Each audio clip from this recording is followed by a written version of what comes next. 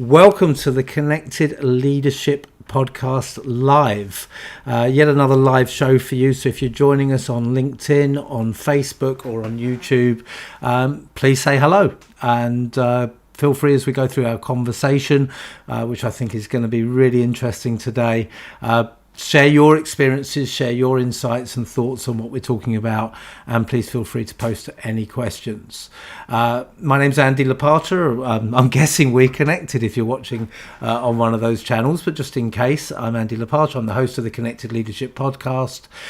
We come out every Monday and Thursday, normally with the same guests. The first week of the month is always slightly different, and the first interview is a long interview where we explore a particular theme with that guest, and the second one that comes out on a Thursday is a shorter interview around professional relationships and the role of relationships in that person's career and their journey. So this interview that we're recording today is going to come out in 2 weeks' time, so you'll also be able to download it to listen to on your run or your walk, because I'm sure you're going to want to listen twice to gain all of these nuggets that you get from the Connected Leadership Podcast. So let me tell you about my guest today. My guest, and I've been practicing pronunciation of surname, because with a surname like mine, that's really important to me, is Liana Chaouli. And I'm going to look at Liana and see if she's giving me the thumbs up behind the scenes. She is. Liana Chaouli. Liana has spent 4 decades consulting CEOs, celebrities and political figures on matters of self-image. Now, when I first met Liana, I instantly pigeonholed her as a stylist. I'll be completely honest, and there's nothing wrong with that. I've had my colours done, I've had my styles looked at. Some people might say, really? But it's true. I've got a nice new jumper on today as well. I hope you like it. But we had a conversation last week, and it really opened my eyes that Liana's approach is completely different, and it is much more closely tied in with the premise of this podcast than I imagined. The premise of the podcast is that professional relationships underpin executive success. And listen, I can waffle on about this all day, but you haven't come to listen to me. You've come to listen to Liana. So let me introduce Liana to you, and we can start our interview. Liana, thank you very much for joining me. So I'm just listening to you is such a joy, because the authenticity with which you present, you guys, I thought you was a stylist. So thank you so much for being transparent, because most people pigeonhole me as a stylist. That's exactly what they do. Yeah. Go ahead. Well, no, it is. I think it is a natural thing. And one of the things I've taught over the years is that it is so important to give people a really clear box to put you in, and we fight against that as humans. We don't like being categorized, but if people don't understand what we do and who we do it for, then they can't support us, they can't refer us, recommend us, engage with us on the level that we'd want them to. And me, as I say, I have nothing against stylists at all, and I've used them, and I've got good friends who do that, and I've referred them, but I classified you, I pigeonholed you the wrong way straight away. And I think that's a really important message in terms of, our theme today, which is how what you wear it hinders or helps how you connect with people, how what you say does as well. So let's start with this point. How are you different? How are you different from an image consultant or a stylist as we would perceive it? Yeah. So first of all, thank you for the invitation, Andy, because I think that, this is a completely new domain. I created about 40 years ago, a new domain. I realized that image consultings were just coming up, and they were only dealing with the outside. They were only dealing with the layer that is perceived by people. The truth is that we are 3-dimensional living, breathing masterpieces of the world. And we don't just show up in a room with our hair or our clothes. We show up as a 3-dimensional living, breathing, moving masterpiece. So if you saw me walking into a room or on a video podcast like this, and I had a little voice like this, and I'd be talking like this, and what would you think of me, and what would you say? So most people don't realize that every single piece of who you are, the way you move, the way you kiss your child, the way you make love, the way you choose food at a salad bar, every single piece is a facet of your diamond. So 40 years ago, I was a custom clothing designer, became a custom clothing designer because I realized someone is not considering the whole person. There is no holistic imaging, meaning your image out into the world, that combines the inner blueprint of who we are and the outer skin, the second skin, which is our clothing, and brings it together as a teaching, as a transformation into the world, so people can actually say, wow, I show up in the room authentically with everything that's great, everything that's not so great, and I don't have to wear an armor. Because my recognition of what was happening in the world was that people were using clothing as armor. They were not using it as a frame to show up in their full magnificence of who they are. And the stories that I can tell you of men who walked into boardrooms, rather than wearing black and gray and navy, they wore their color because they had orange hair and pale skin and brown eyes. And so the olive suit with the copper tie and the cream colored shirt suddenly left everybody gasping. And here's a man who makes $5 million a month on things that have nothing to do with fashion or celebrity or anything. He's just who he is. And suddenly when he would walk into a room, people were just enchanted in a way that we usually don't think that we can enchant someone. We think we have to be pushing and doing. The truth is, wherever you go, there you are. And when you walk into a space, how wonderful would it be if you didn't ever have to push so hard? And so that's why I created this domain. I took the domain of therapy and I took the domain of clothing and image and fashion and beauty, because I believe that beauty is our birthright. And I believe that the first person you see in the mirror is ourselves. So if I can ground myself in the technical aspect and the architectural aspect and the beauty aspect and the color aspect and the psychological distinctions of who I am. This is who I am. I'm not trying to be somebody else. This is me. And you show that to people, you're already miles ahead, because you're not pretending and you don't spend so much time running up a hill and trying to make people believe you're something that you're not. I think that's a really important point and a key one. There are two things you talked about there that were the polar opposites of each other. One of them was wearing clothing as armor, and the other is expressing who we are naturally without having to hide. Right. I've got from just what you said. There's so many ideas going around in my head, and I'm trying not to sort of merge them all into one question. So let's start with that. Yeah. Do you the conformist style, if you like, particularly for men, but I think it affects men and women in similar but different ways, that if we go to work, and let's say I work in banking, I'm expected to dress a certain way.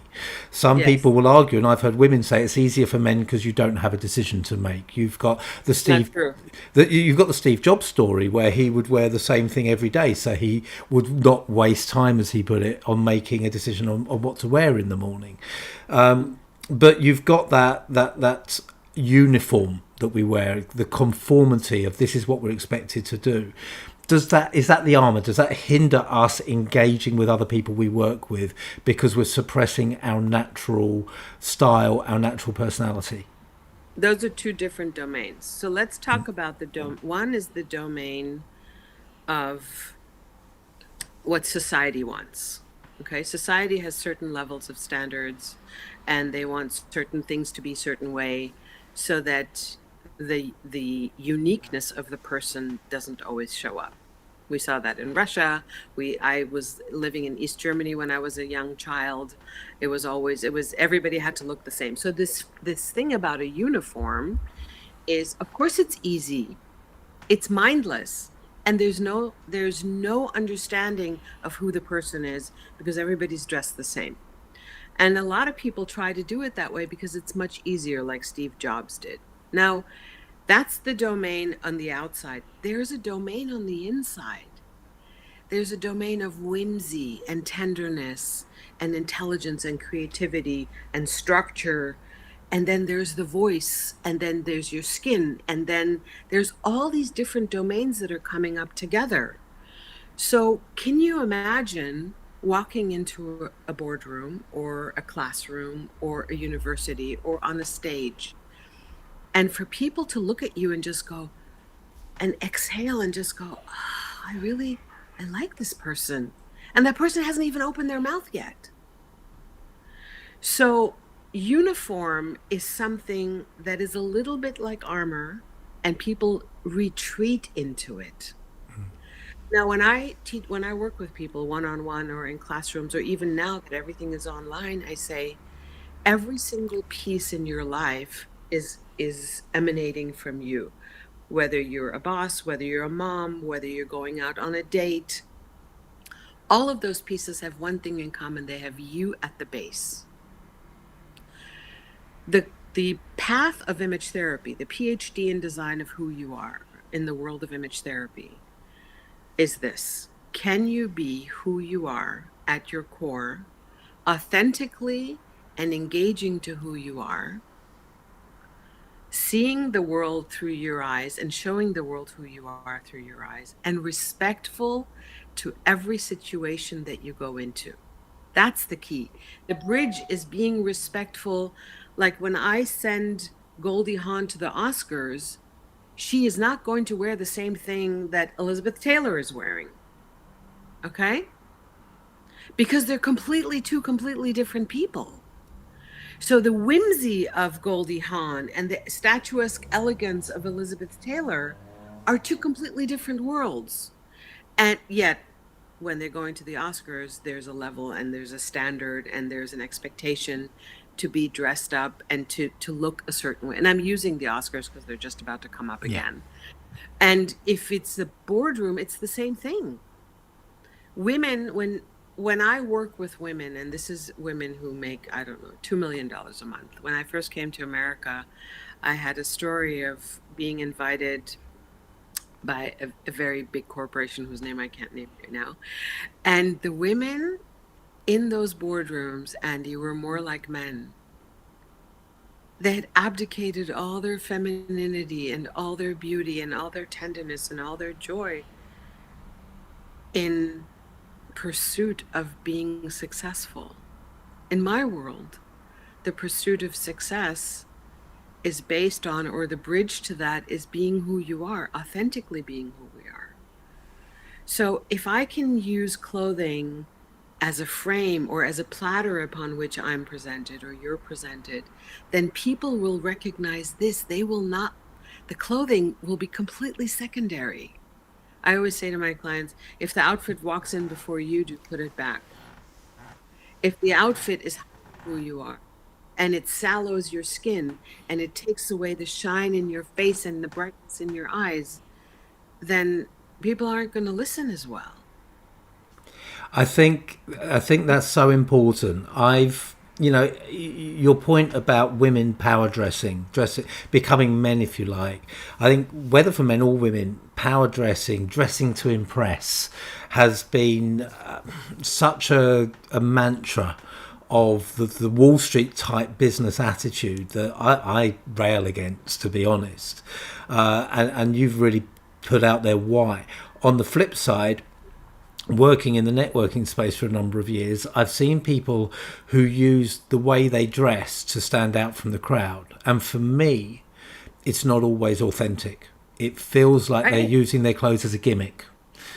And so that point you've made about if the clothes walk in the room before you, whether it's because you're wearing big shoulder pads and a really sharp suit, or whether it's because you're wearing a green felt hat with a feather in it, I think both have the same impact, and they put the clothes before the person.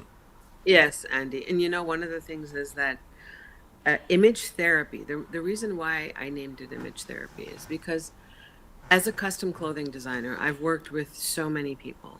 I've made clothes that are $25,000 a piece. I worked with Bob Mackie. I taught on Jack Canfield's stage for many years to his Train the Trainer. And these are people who are working at a very high level in business and in corporations who are training other people. The truth is that as an image therapist, the reason why I created this whole path is, look, I could go out and buy you a $5,000 Armani suit and put it on you and make it fit. That's not a problem. The question is, can the inner essence of who you are, the grace of who you are, the character of who you are, the density, the silence, the quiet, the loud, the imagination of who your essence is, can your essence carry that? And maybe it can't. So then the outfit isn't right for you in that moment. Can we go inward and really discover, delineate, and be able to see who you are for yourself, to say, you know what, I'm just an introvert. I don't want to be an extrovert. And in my introversy, this is who I am. This is how I show up. I don't want to wear loud prints, and loud prints walk in a half an hour before I do. They leave the room 2 hours later and totally drunk. Everybody just remembers the print. So the connection of the inner and the outer, for it to show up in harmony and not be dissonance, that's the piece that this path is creating. And so when you ask me, why are you different than other stylists? First of all, this is not about clothing. Clothing is just a tool. Your closet, most people don't have a closet. Most people have a museum. Most people have an armorage. Their pieces are pieces of armor. They wake up in the morning. There's adrenaline and cortisol. They don't know what they're doing.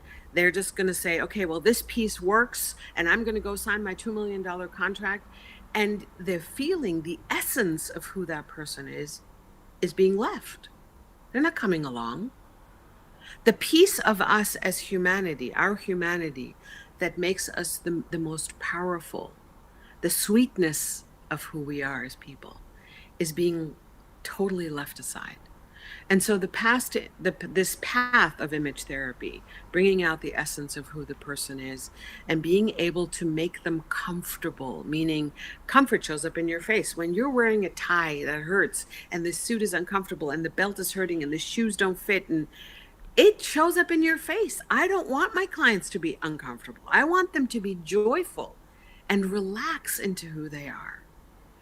So as you are men or women, I'm getting ready to launch a class for men only, which has been a long time coming. And the one thing that men are really wonderful at is you give them, or I give them, a piece of information that they go, well, that makes so much sense.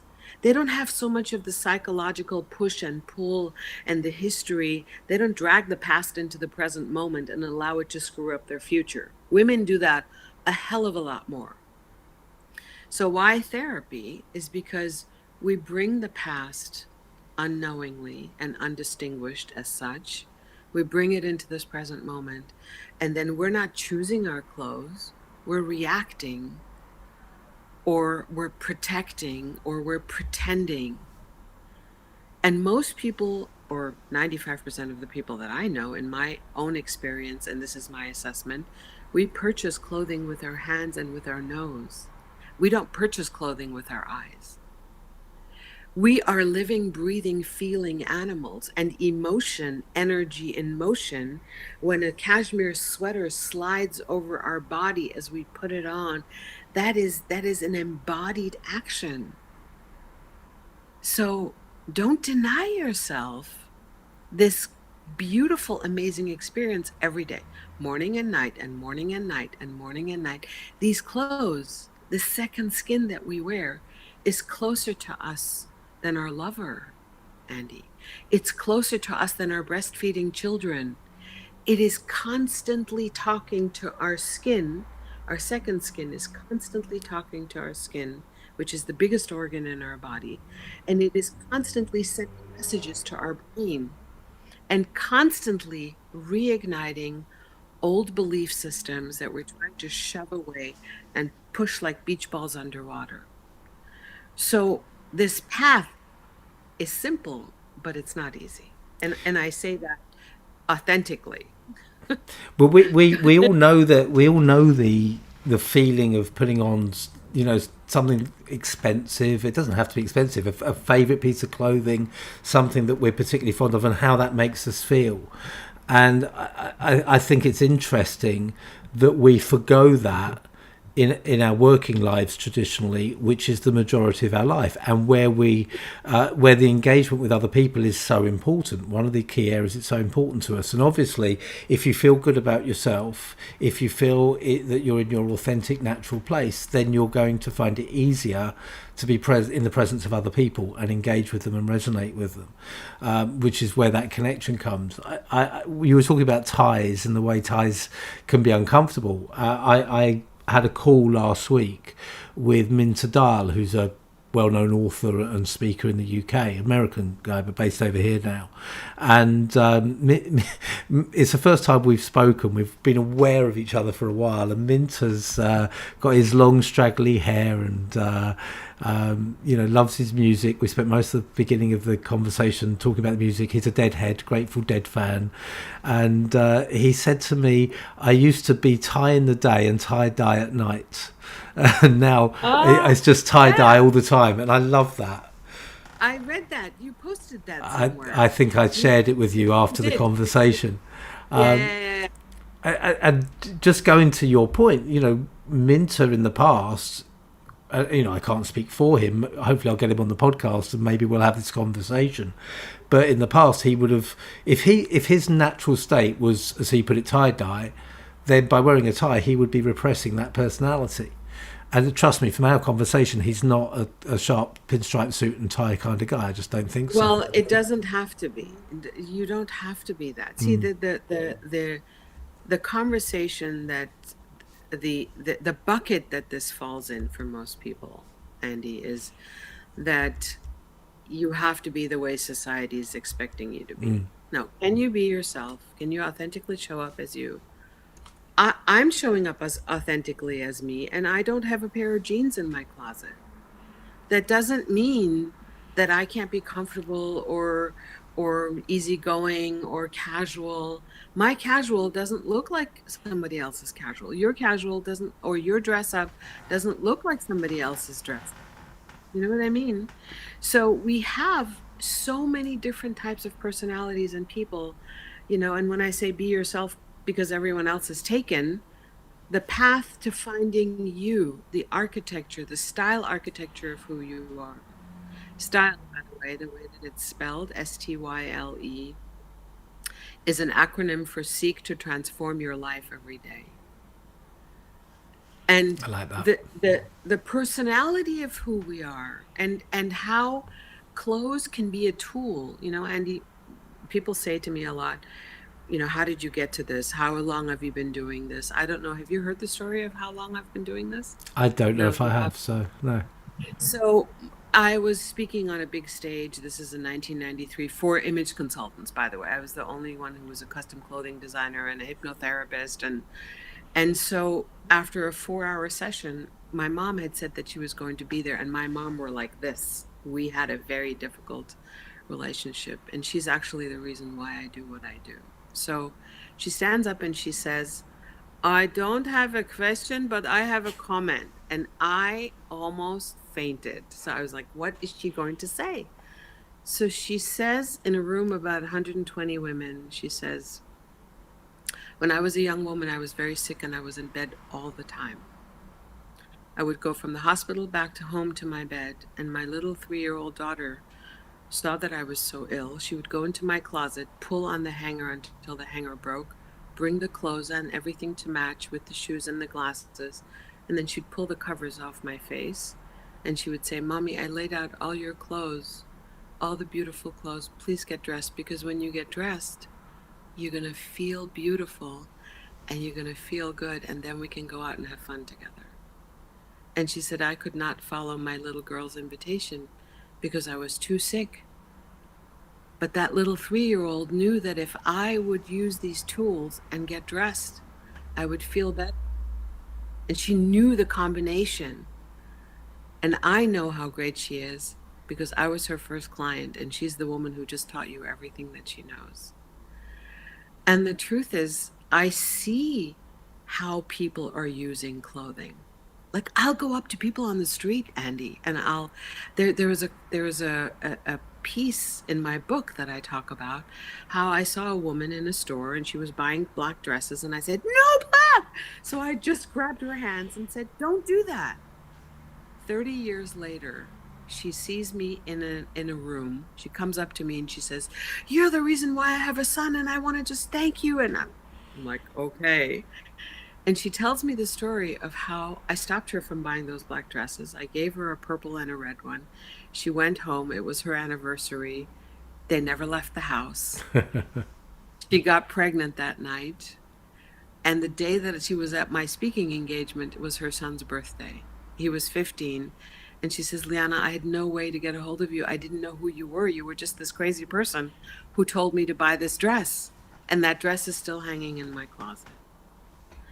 And so these stories, thousands and thousands of stories, Andy, of men who are, when you say uncomfortable, you know the word uncomfortable that we use, uncomfortable, men don't like using that word. And Americans love using that word. And I have such an aversion against this word because in the ontology of language, in the realness of being, uncomfortable doesn't mean anything, because underneath uncomfortable, there's 50,000 other emotions and expressions. So what is it? Is it making you sad? Is it making you cry? Is it hurting? Is it reminding you of something in your past? Did your mother beat you with it? What is it? Because the only thing that's uncomfortable is a G-string. That you can, that I will agree with, but everything else has a name. So when men talk to me about, I don't feel good enough, or I don't feel seen, or I don't feel empowered, or I walk into a boardroom and no one sees me, that's not about the clothes.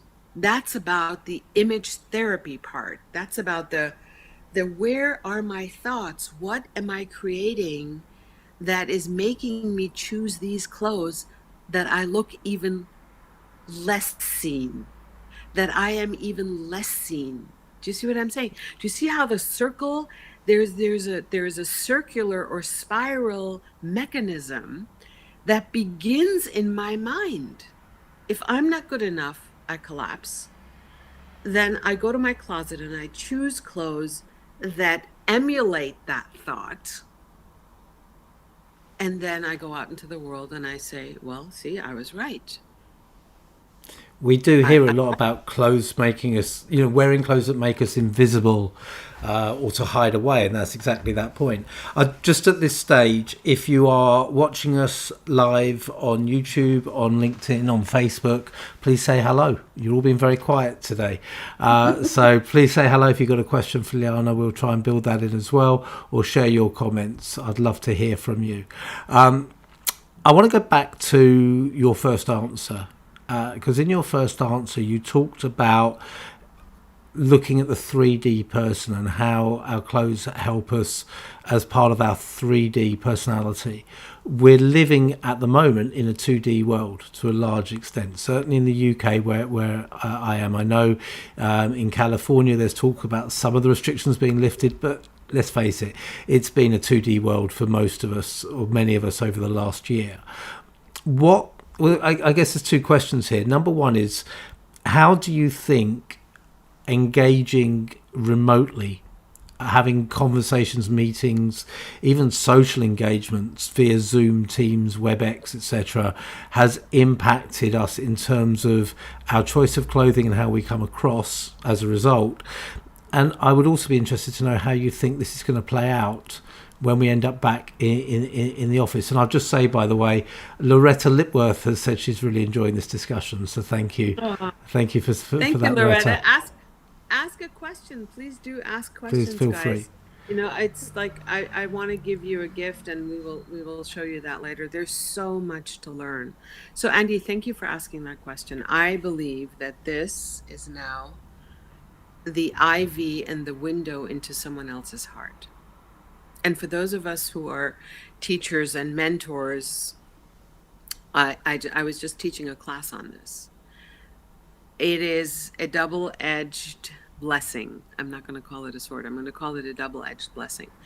Look, for those of us who are on big stages, and I'm just going to talk about, you know, from the outside in, I'm going to talk about the people who are on big stages, teaching, authors, anyone who's been doing big things in the world, or if you're just a mom, right? Suddenly, we are sitting on people's laps, like we are so close. We are not on a stage anymore 5,000 feet away, but you're in the back row, or you're at a concert and you're all the way in the back. Now suddenly people have you on their laptop, on their pad, they go to bed and they have you right here. It's like you're in bed with them. So it is even more important for those of us who are wanting to create connection and intimacy, and if you want someone to hear your message, if you want someone to hear your teaching, if you want to support someone, if you love them enough to spend time with them, whether it's in real or on a Zoom call, this is it. This is it right now. It's going to be it for a while, I believe, because I think that people are noticing and recognizing that they don't have to get on a plane. They can actually be doing this the way that they can do it in their home, in their home office. Now, you said something that was also really important. You said, how are people dressing? And you didn't say that, but that's what I heard. Yeah. So most people give themselves permission to be very lax in this time. In this year, people were in sweats, they didn't care, they didn't wash their hair, they didn't take showers. And my question is this really how you want to show up for your own life? I don't even care about the camera. I don't even care. I care about self-care. Image therapy is actually a path to self-care. Because when you see your own image in the mirror, what is the conversation in your head talking to you about?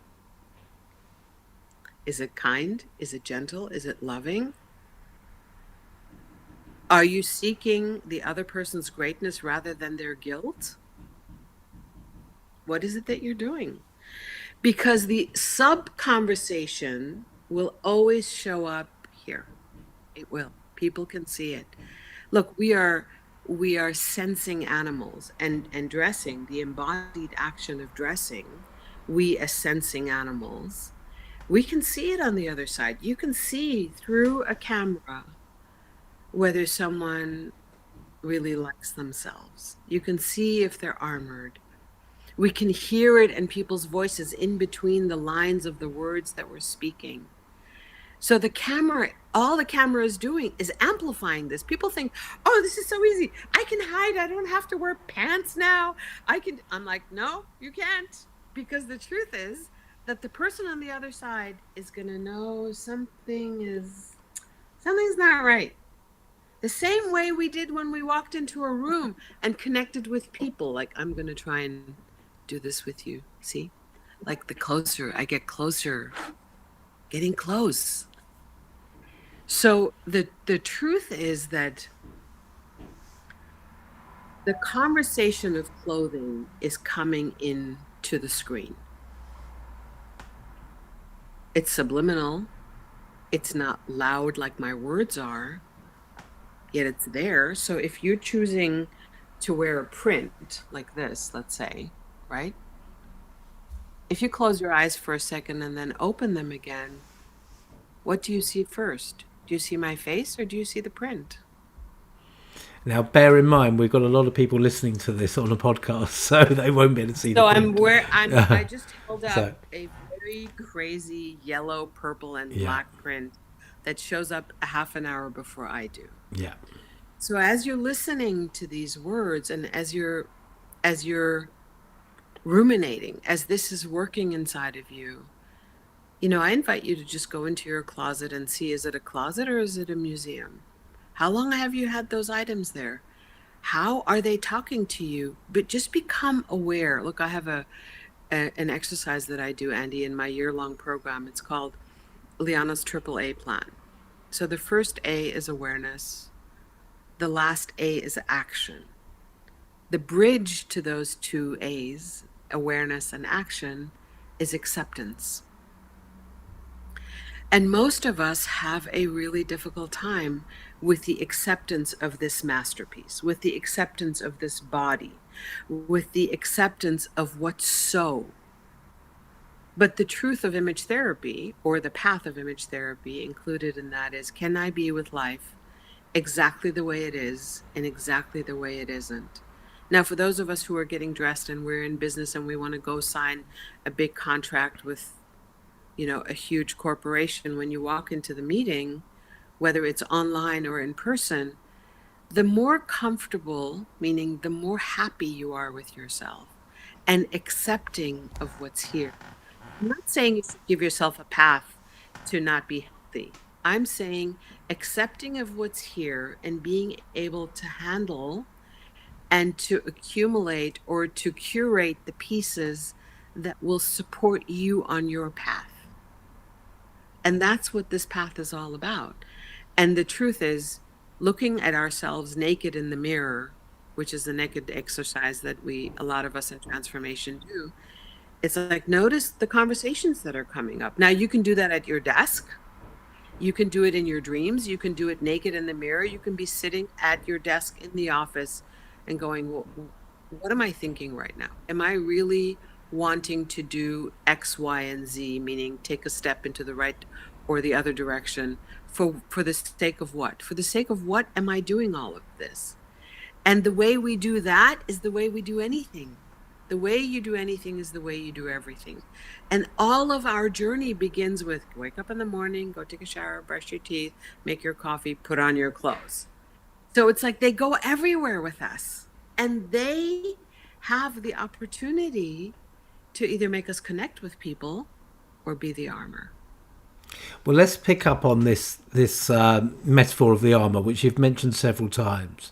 When we spoke last week, one of the things that became really clear in our conversation was that we share a passion for people to be more open about what's happening in their lives. I mean, that's why we spoke last week, because we were on another group call together and it became clear this passion we've got for more vulnerability, more honesty, more sharing of our challenges and struggles.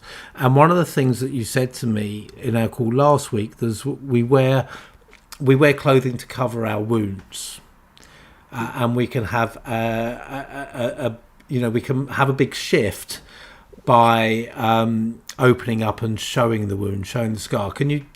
You could probably put it a lot more eloquently than me, Liana. So can you share that for us? Thank you for bringing that back. This is a big conversation, Andy. It's a big conversation that's most probably going to make me cry, because when I say that people wear clothing as armor, it's because we have so much to hide. There is so much shame connected, because our society, even when we're children, look, I have a place in my training that I talk about. Children come out of their mother's bedroom with their mother's underwear on their head, right? And the child comes out and says, "Mommy, look, I'm gonna go to school like this. I have a new hat." And this kid is completely excited. And the mother all the mother has to do is go. Just one disapproving, intense 3-second gaze. And that child has locked up forever.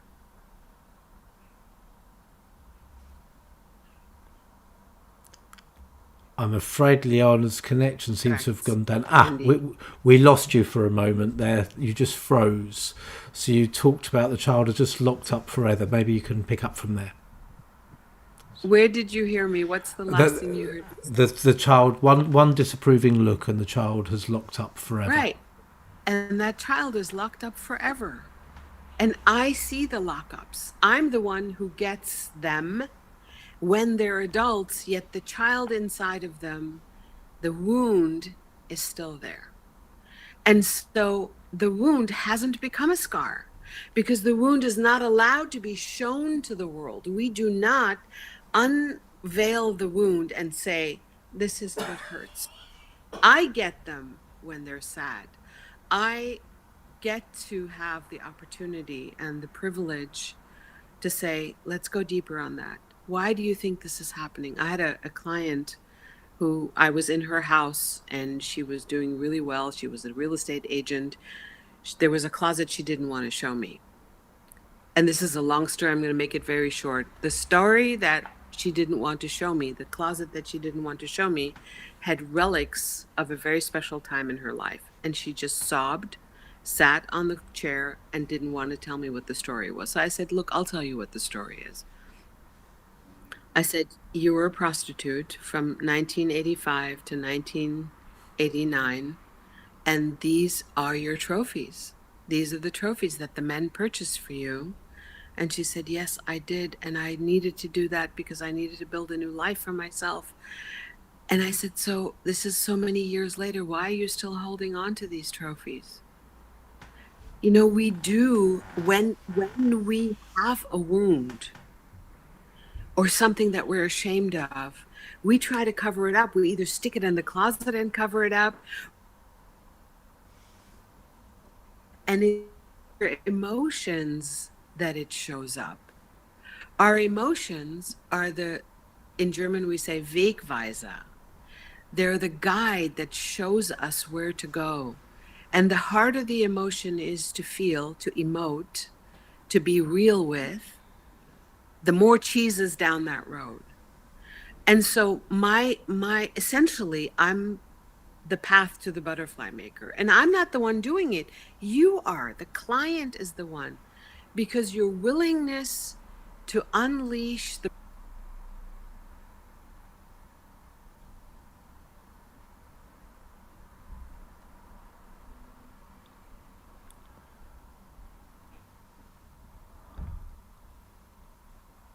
So we seem to have lost connection with Liana again. I don't know if it's my connection, in which case you can't hear me, or Liana's.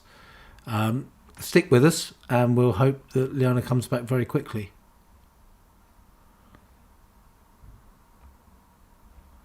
Can you, if you're watching, can you just put a message on to LinkedIn, Facebook, YouTube, if you can hear me? Because then I know where the connection is falling down.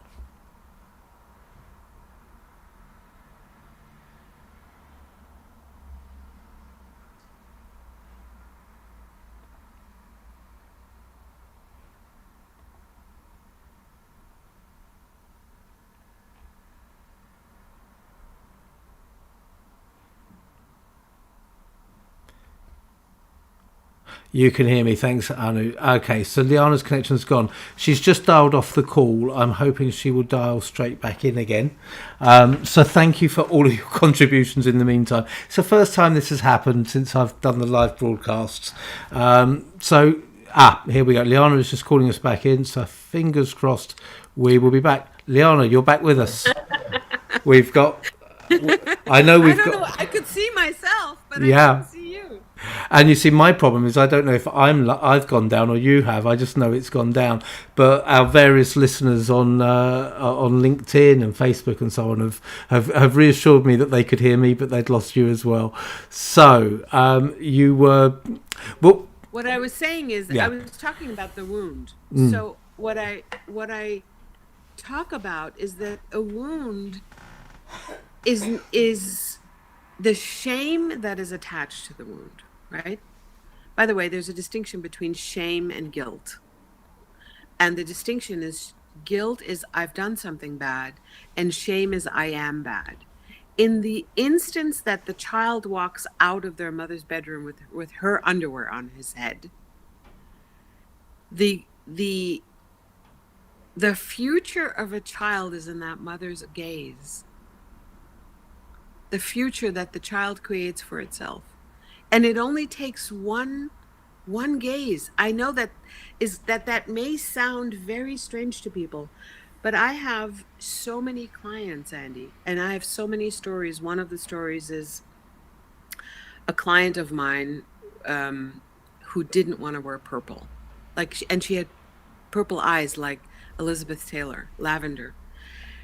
And she came to an event. I was dressing her in purple. And when someone doesn't like one of their own colors, meaning their skin tone, their eye color, or their hair color, all the red flags in me go up. And I'm going to make this a short story because it's a very sad story. And the reason why she didn't like purple is because she had twins. Her mother had made these beautiful little purple dresses for the girls, sent them in a box. And the woman, my client, Amy, opened the box, saw the purple dresses, and threw them directly in the trash can and was scarred forever. Now, that's the story that she told. What the truth of the story is that fabric that her mother made the dresses of was a fabric that her father used after he sexually abused her in the mother's sewing room. And then he would tuck the fabric away, and 30 years later, there they are, the dresses made out of the same fabric. And the only connection was the color. She had not remembered the abuse. There was nothing clear in her memory as to why she hated this color. So I have thousands of stories like that. It looks like we have a real problem with Liana's connection, and she's dropped again on such a powerful... Their parents or my uncles and aunts. And we lost you again just briefly, and on such a powerful note as well. Which is a real shame. Unfortunately, we seem to have a problem with the connection. This morning, I should say, it's morning for you. I would love to dig deeper into that story. I think I'm very worried about the connection keeping going down on such a topic, and there's enough to share in the podcast there. I think one of the most important things is that I started out by asking you what made you different from a stylist, and you talked about being an image therapist, and it's very clear where that connection is. For the podcast, I'm looking from the perspective of how does our wardrobe help us to connect with other people, but that starts, as in so many of the discussions we've had on the podcast, with you understanding yourself and your connection with yourself. And I think that the biggest thing I've taken from the conversation is that connection. And the role clothes play in being comfortable with ourselves. Yeah, Andy, and the truth is like, for us to know what's in the way. We often don't know what's in the way because the eye cannot see itself. As a singer, I'm telling you, I cannot hear my own voice. I hear my voice in my head. You hear your voice in your head. So when we grow up and we start seeing the defenses that show up, or I just want to wear black, I'm not going to wear any color, or I'm never going to do this, or, the reactivity that most of us have, especially when it comes to our second skin, there's a lot of cheese down that road. So the more and better I know myself and recognize what my behavior is doing to other people, doing to myself and doing to other people, how who I am is impacting myself, good or bad, the more knowledge I have and the more bridges I can cross, and the easier I can make it for me and for others to connect. And so I always say, if I can be the pebble in someone else's lake, then I've done my job. And the truth is that my path of this is, I am a masterpiece who masters peace. And peace does not start on the borders of our country. It starts inside of me. If I can be at peace with myself, if you can be at peace with yourself, then we can start a peaceful movement. Because all war is is the anger turned outward, the anger that we have for certain things, mostly for ourselves, mostly because we don't have the acceptance and the recognition that who I am is good enough, is great. Good, bad, ugly, and we all have it, the good, bad, and ugly. I And so if think. I want to, go Please ahead. carry on. No, please carry on. Please carry on.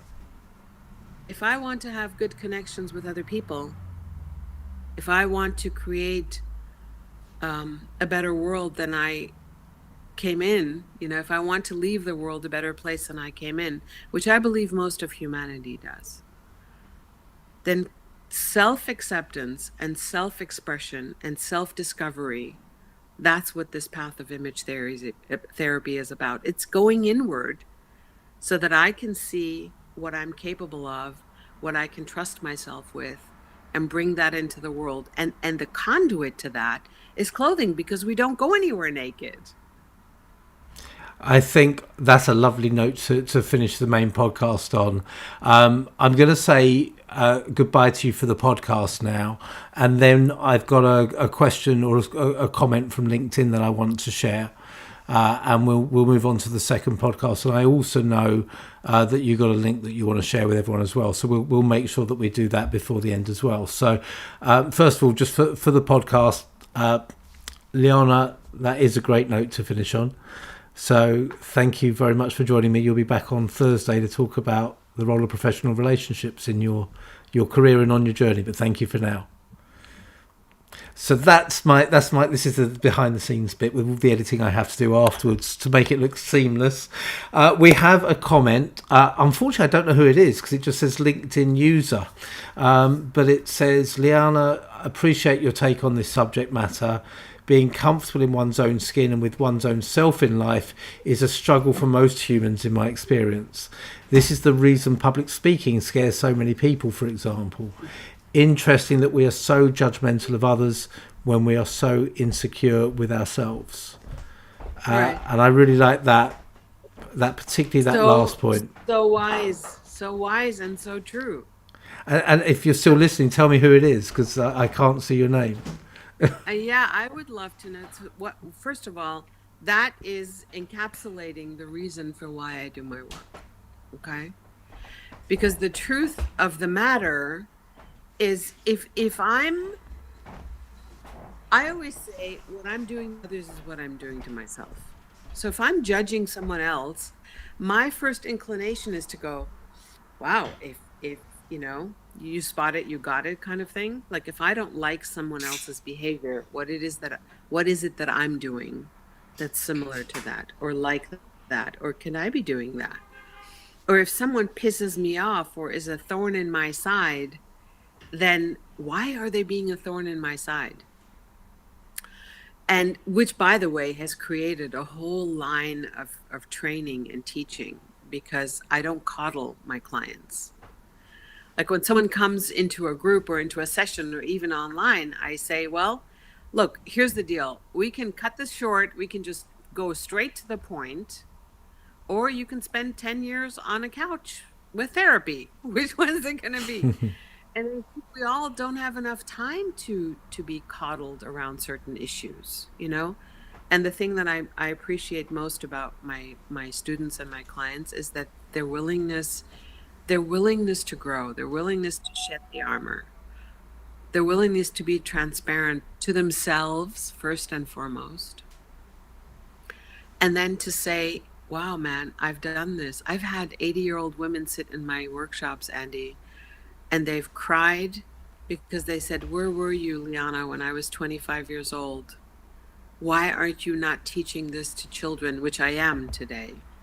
This should be taught at colleges. This should be taught in schools, so that the self-esteem aspect, no matter who you are, no matter whether you're an introvert or an extrovert, whether you have the strength of math or art, that every single thing that you bring is a gift to the world. That's why you're here.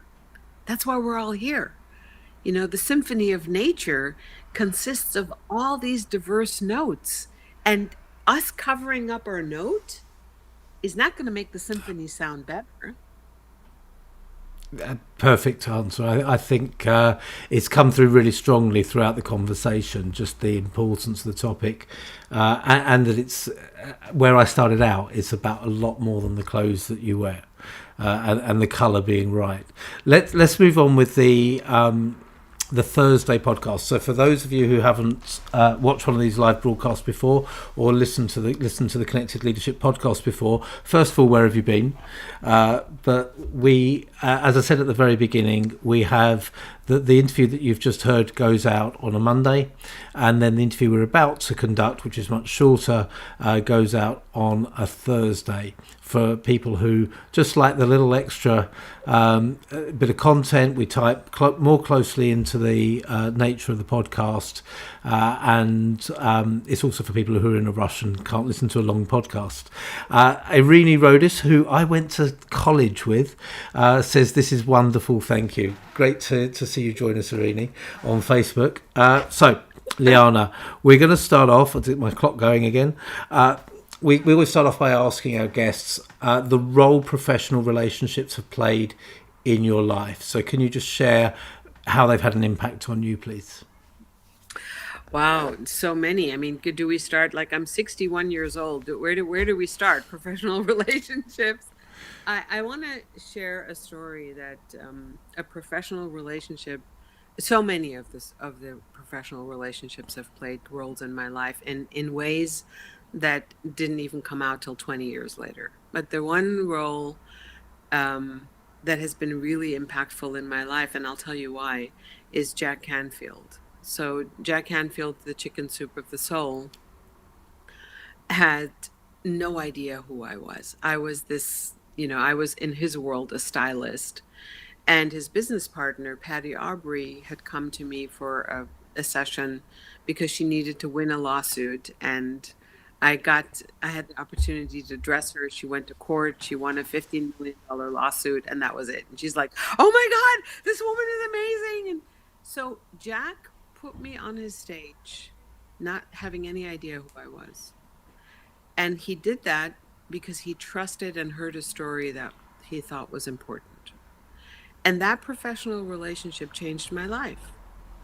He trusted in my work without ever having seen the evidence.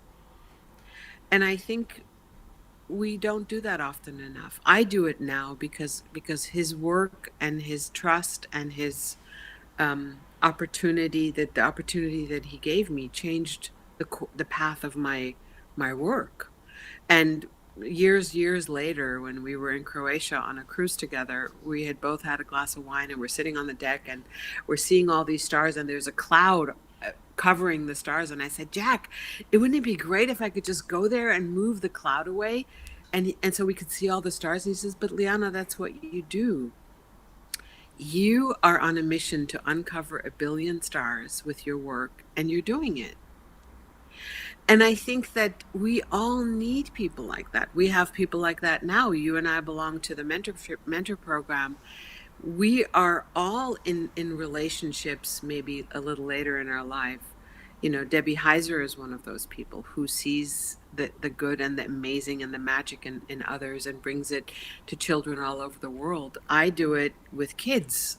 I do it in homeless shelters. I do it with abused women. I think that my goal is to take all of my IP, intellectual property, and give it away. That's what my goal. I made my book 99 cents on Amazon because I want every single person in the world to read it, because this should be public knowledge. Self-esteem is not an option. Self-esteem is the opportunity for us to be in the world with congruency, with the magic of who we are, and stop taking all our life and making it a hidden quest. When we were children, Andy, we did that. We would go into the playground and look at kids. They go, "Hey, you want to play?" "No." "Hey, you want to play?" "No." "Hey, you want to play?" "No." They will go to every single child on the playground, and they will not take no for an answer, and they're not diminished by their no's. And then they grow up, and the adults tell them, "No, you can't do this, and don't be too loud, and don't say this, and don't be self-expressed." and then they cramp themselves into a tiny little corner of their castle. Debbie Ford wrote a book, it's called The Dark Side of the Light Chasers, and she likens us, our essence, our being, to hiding in a corner of our castle because people didn't like the living room and the bedroom and the purple room and the kitchen, and then we end up living in a tiny little hallway, and that's what we do with ourselves. And so who is it that helped me, and who are the professional relationships? My father is one of them. My grandfather was the tailor to the Shah of Iran and to one of the czars of Russia. He's constantly guiding me, even from the unknown. So there are so many people in my life. My mom, who is one of my best examples, whose relationship now with her is just magic. You know, professional relationships have been, I don't think that there has been like a boundary between the professional and the personal relationships, because I've never ascribed to the fact that I take my humanity out and leave it at the door when I walk into a boardroom.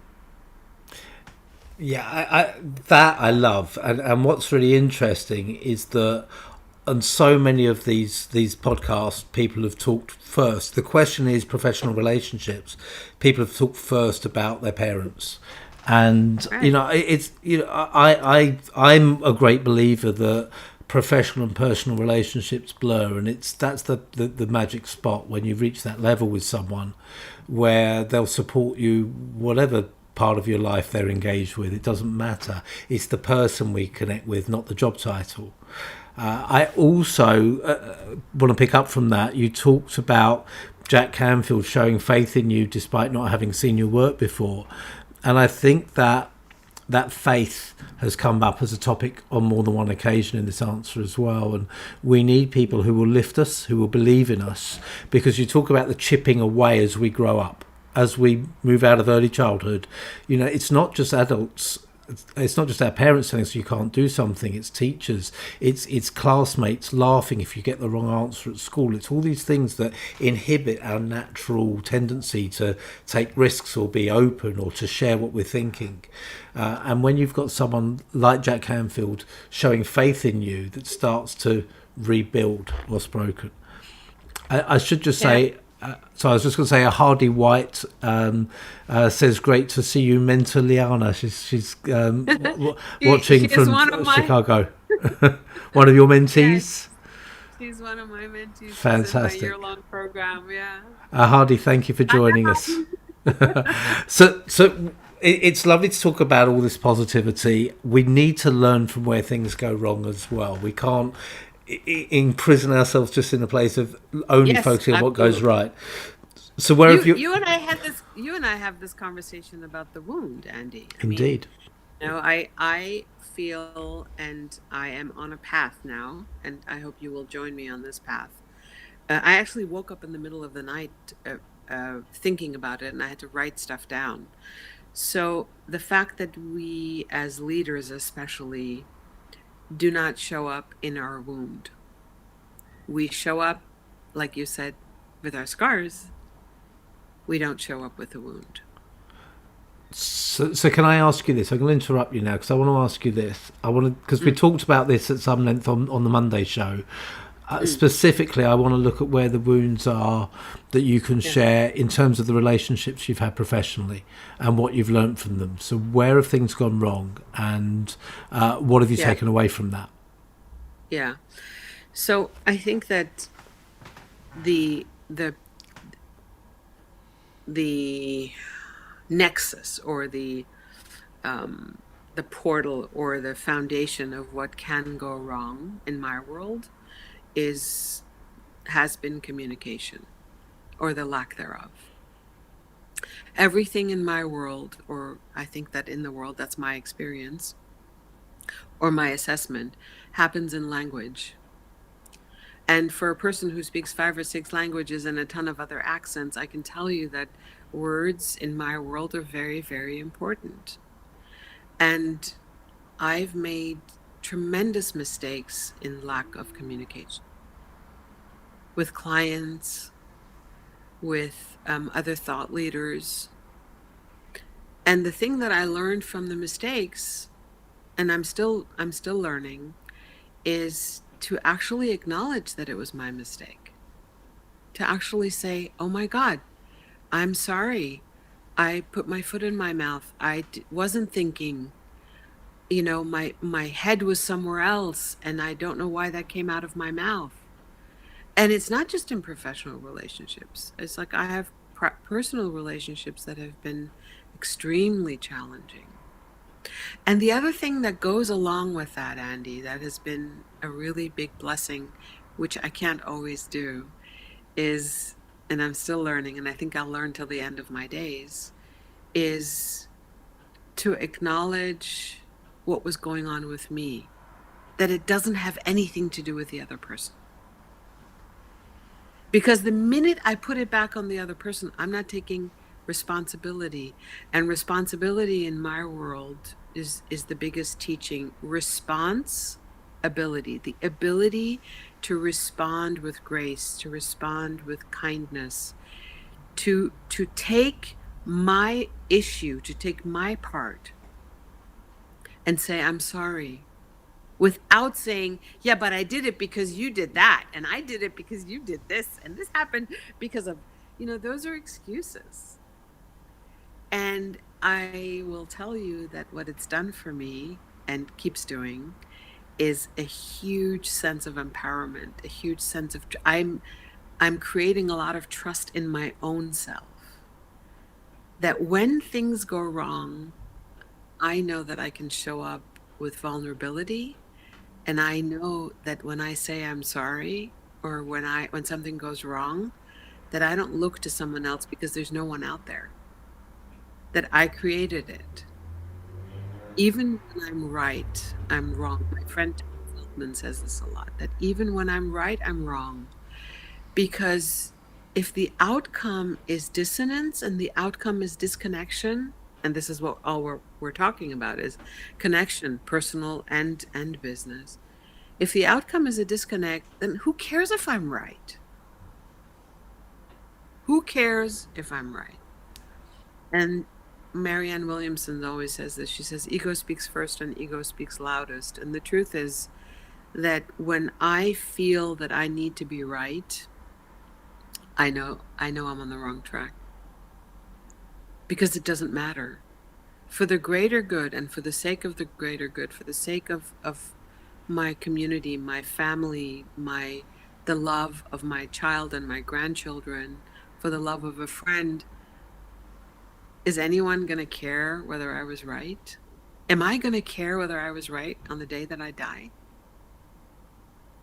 I care about the connection and the relationships. And that's the lingering piece that remains. Not the battle, but what people call the war, I call life. I don't call it battles, I call it moments. Because in the ontology of language, every single piece that comes out of my mouth of language is a connection to an emotion. So what I think comes out of my mouth falls into my lap and shows up in my life. Is it going to be as a contraction or is it going to be as an expansion? So when you ask me these questions, even in the lessons, even the lessons have been blessings, even the hurt, and there's been a lot of hurt. I didn't have an easy childhood. I had a very difficult growing up. I got married at 16 as a reaction because I wanted my peace and my freedom. I had a child at 18. I got divorced at 21. I up and left Europe, Germany, and came to America with a 7-year-old. These aren't pieces that have gone unseen in my life today. They still show up.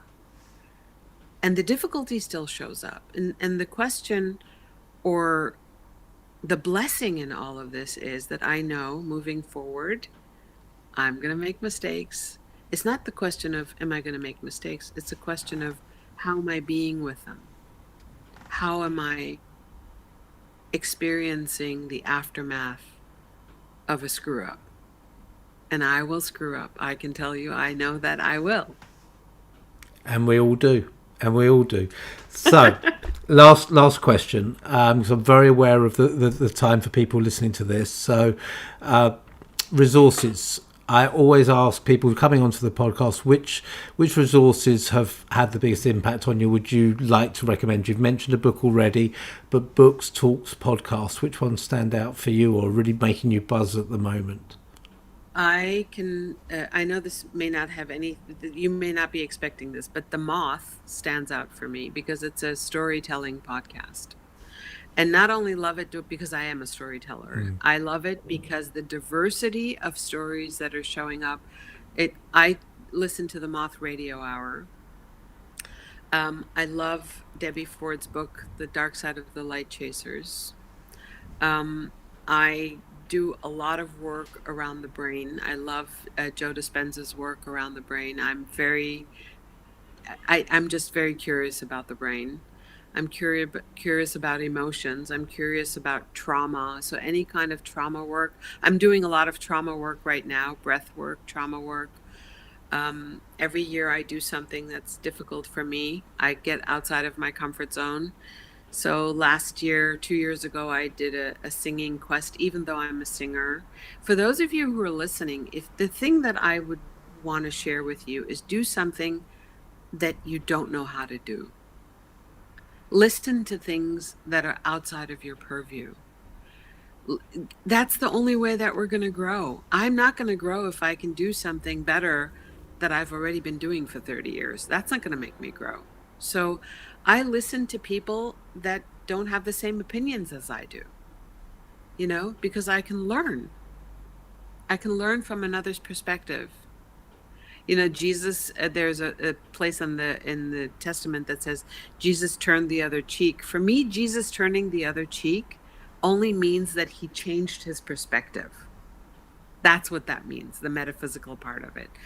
So learning to change my perspective is something that I try to do a lot. And especially when they're a thorn in my side, I go, I just want to understand. They're so on the opposite end of the spectrum than I am. What's the rest of the world thinking? And I will share more books with you. I just don't have them at the top of my head right now. That's fine. If you're always welcome, drop me an email and we'll put them into the show notes. That's absolutely fine. I'd love to come back. This was so much fun. It's been great, and we've had a really positive response on social media, which is great. So everyone who's been listening live, thank you very much, and thanks for joining in. Lyanna, fascinating. I knew it would be. Sometimes I talk too much. Sometimes I can just shut up and let the other person speak, and this is one of those occasions. You had so much to offer, so thank you for both podcasts. Thank you for joining me. Thank you. Now, before I let you go, you have a link that you want to share, an offer that you had for people listening. So let me just pop that link on screen. And you want to bring it up? Yeah. I want to tell your listeners, and do you want to speak it out? Well, I'll do that. I'll do that on the podcast separately. Okay. So this is for people listening now. Listening. Yeah, and by the way, Anu Vask says, thank you, great stuff. So thanks for joining us, Anu. Yeah. So I want to tell you what this gift is that I'm about to share with you. When I say you're a masterpiece, each human being has their own way of being. You have physical aspects to your masterpiece, which is your body architecture, and you have your coloring. Those are two physical aspects. And then there's a rest of you, which are 4 more aspects, which are not tangible. They're not physical. The sound of your voice, the intensity of your gaze, the way you move, how much space you take up in the world, and then there's your inner essence. So I created all of this about 35 years ago and put it into something that I coined your essential formula. And in your essential formula, you're going to reflect and see who you really are. So as you watch these videos, you're going to see your body, your color, the way you move, the sound of your voice. So watch these videos. They're powerful, powerful portal into who you are. And then you can just notice your own self, because you are a masterpiece and there will never be another one like you. That's perfect. That's fantastic. Well, it's on screen now. It's imagetherapist.com/connected leadership. I will put those into the comments on social media. It might not be tonight now. My favourite football team's kicking off fairly soon. So I might do all those notes tomorrow, but it will be there. But you can see it on screen. Lyanna, I'll add this onto the podcast as well, and we'll pop it in the show notes. So it will be available to everyone. So thank you very much for joining me. So much fun. And thank you to everyone else for joining me on the Connected Leadership podcast. I hope that you've enjoyed it. Do come back. I will have some more live interviews coming up. I think the next one, I know there's one in on the 30th of March with Doug Conant, who's the former president of Nabisco Foods. So that should be a really fascinating conversation. There's more coming. Keep an eye on my LinkedIn, my Facebook, my YouTube. I normally pop them up at least a few hours before, like today's was 24 hours before. So just keep your eyes open, and there'll be more on the Connected Leadership podcast live. Thank you for joining me.